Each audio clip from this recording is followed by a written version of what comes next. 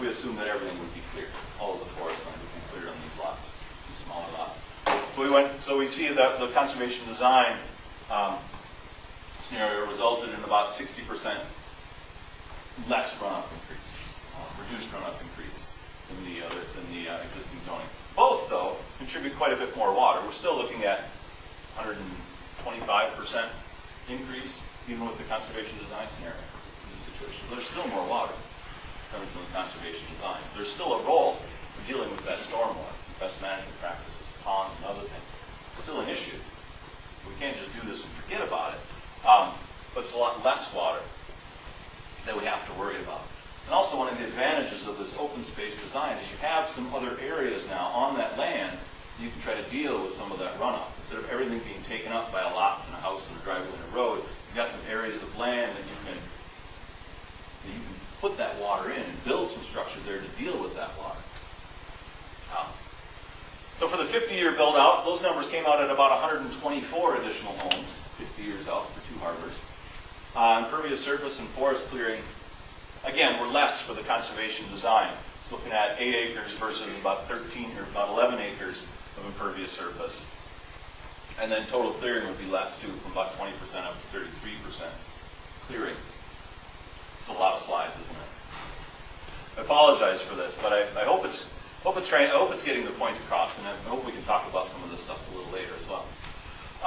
So for that 50-year build-out, the runoff increase, again, just like with the other one, we're looking at a lot more water. This is in millions of gallons. So we've got 3.5 million gallons of runoff versus about 2.5, about 1 million gallons more coming from the zoning scenario than with the conservation design scenario. It's 1 million gallons less that you would need to try to deal with, try to figure out a way to store, treat, slow down, whatever you have to do to it. Some of this information was brought out at the State of the Coast event, but and one of the things that Wayne mentioned made me think about this as well, is that we're oftentimes resistant to change and like to do things the way that we have done them.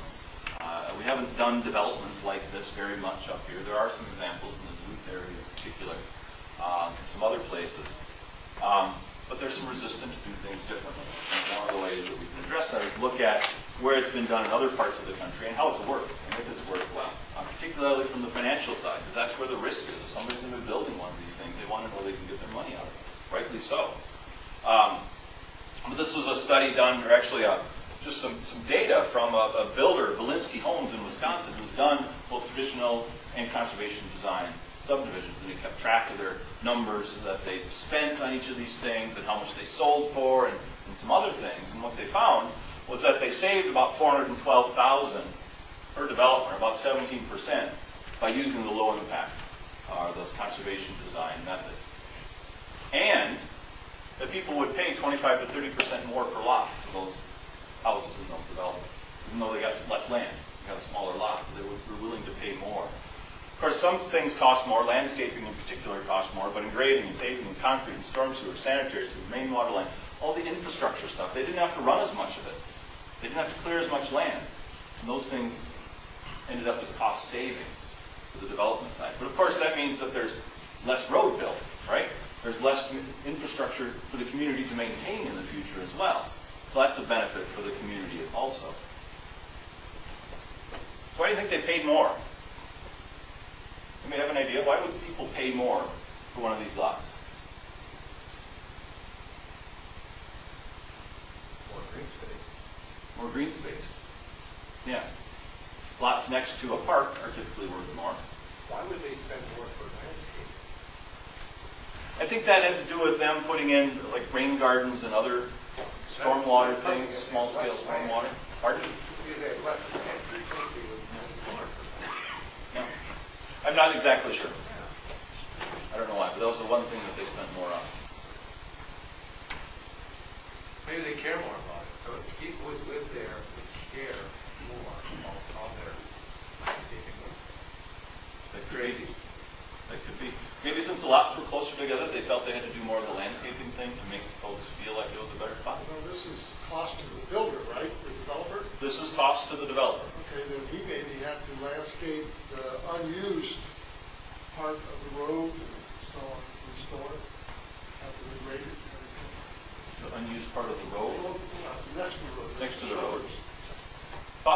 Yeah, so some of the spots, you know, like right along here or right along here, possible.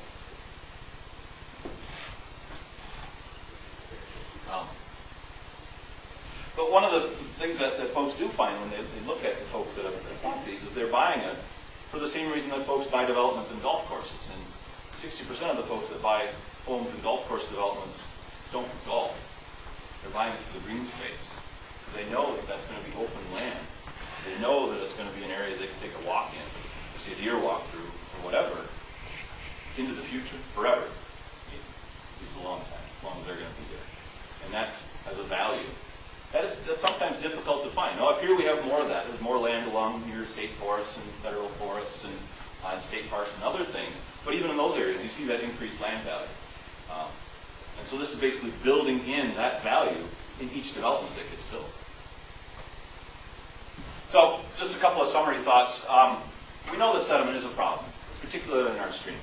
It can be a problem in Lake Superior as well. We've got a study going on right now to look at effects on biota of being, you know, whether or not the stuff that lives out from a developed shoreline is the same as the stuff that lives right out in front of an undeveloped shoreline on Lake Superior. Oddly enough, nobody's done that study before. So we're working on that, so we'll figure out exactly what it means for the near shore area, for the areas right along the shore in Lake Superior. A lot of these problems have been caused, not all of them, but a lot of them are caused by how we've changed the landscape. Clearing the forest, adding roads, adding impervious surfaces, and other things. And best management practices alone, though very effective, there's other things that can be done, particularly looking at community planning and how you're going to plan out the future of your community, how that development is going to occur, that can in some cases do more than those best management practices can in reducing the volume of water running off and the problems that the community may have in the future.